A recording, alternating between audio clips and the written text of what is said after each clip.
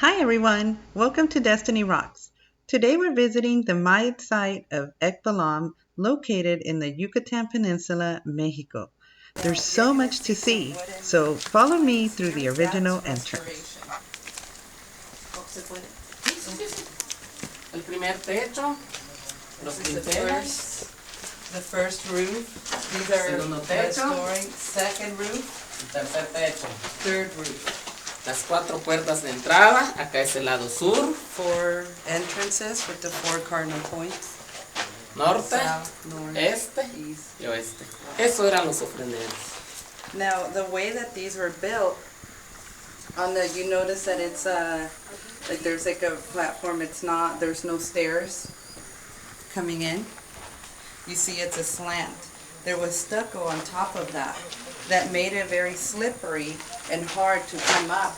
In fact, in the way that they would come up, they would have to their hands and come on their hands and knees, which forced them to come in a bowing position.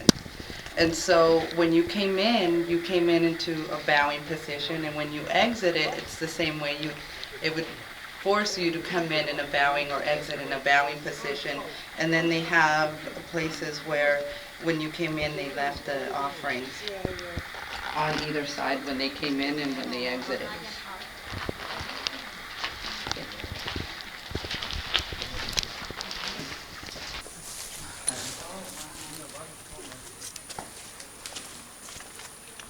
Y religioso, o sea, aquí solo que... En eso viene siendo como un altar, allí ponían una imagen, un ídolo, le hacen pequeños cultos o ceremonia. ¿Sí?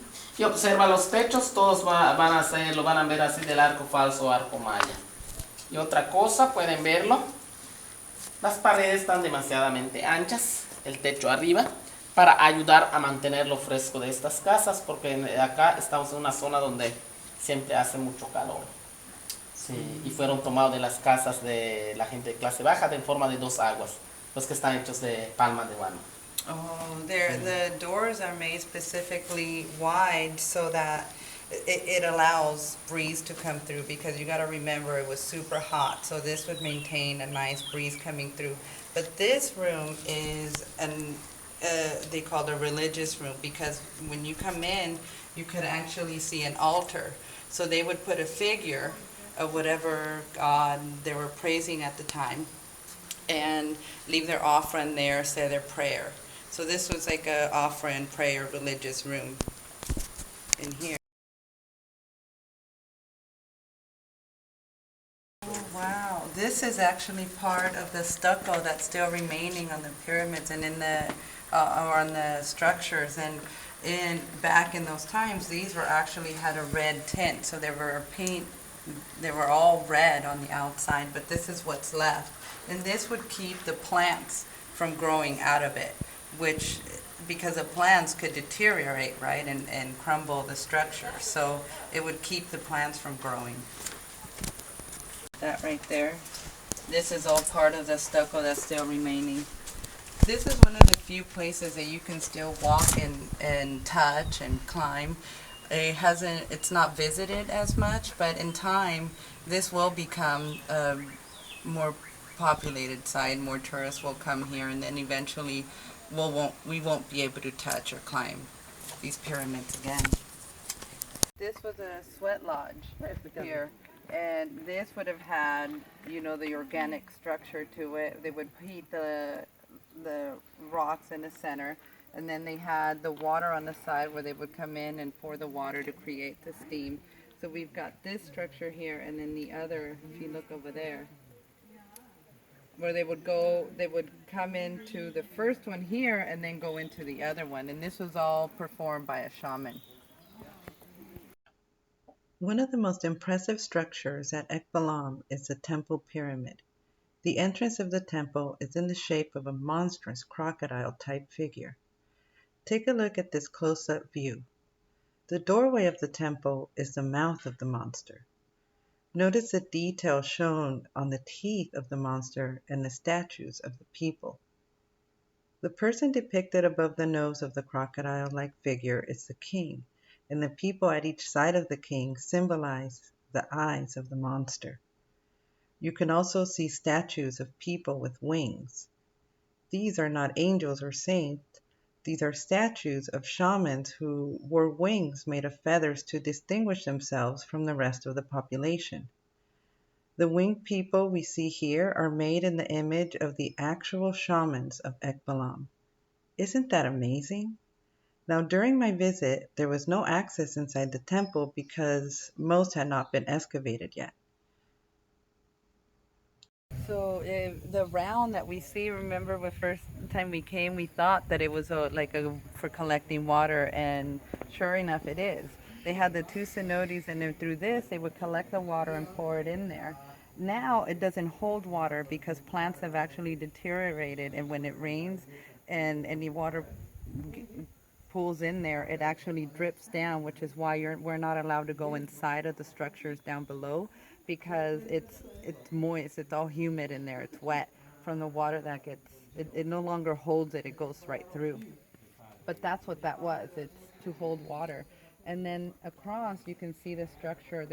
Those were 5 living quarters, and you can see them by the 5 doors on the side there.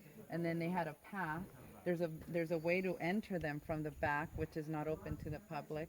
And then they were able to come up through the back here, which is also not accessed. There's no access to the public there. But this is up to where they were able to restore. Behind the jungle canopy over there, there's still more structures. And we could walk over there and see later if we want. But they haven't been able to restore any of that, still unexcavated. Pueden ver lo que son los pequeños decoraciones como rectángulos, cuadraditos. Se conoce con el nombre de tamborcillos. Son de estilos de arquitectura de la ruta PUC, por allí en Mérida, como en Tuxmal, Lapná, Sayil, toda esa parte. ¿Sí? Son esos. Son tamborcillos. Son solamente decoraciones o como de luz. This is the changing room where the ones that played the sport would come in and change and get ready.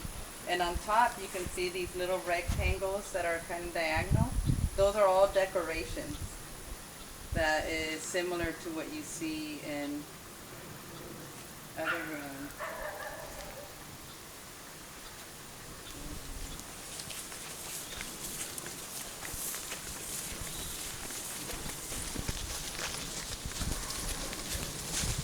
Aquí es lo que es la cancha.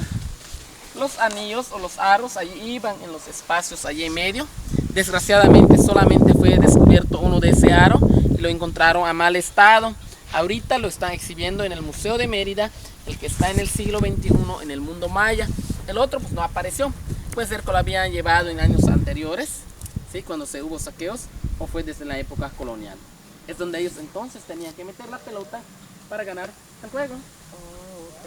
So what we're not seeing here is that round piece, and you can see over there on the wall, it's where it used to be where they had to put the ball through to score the points in the ball game. But right now that's in the Museum of Mérida. I'm sure it fell off, and instead of putting it back, it's now at a museum. But this is where they would play the game, and each side would have the hoops that the ball would go through. Y allá al fondo, si ustedes ven, hay otra estructura. So much of this Mayan city is still unearthed or covered by vegetation. Today, we got to see what archaeologists have uncovered so far. I hope you've enjoyed this tour. Until next time, see you soon.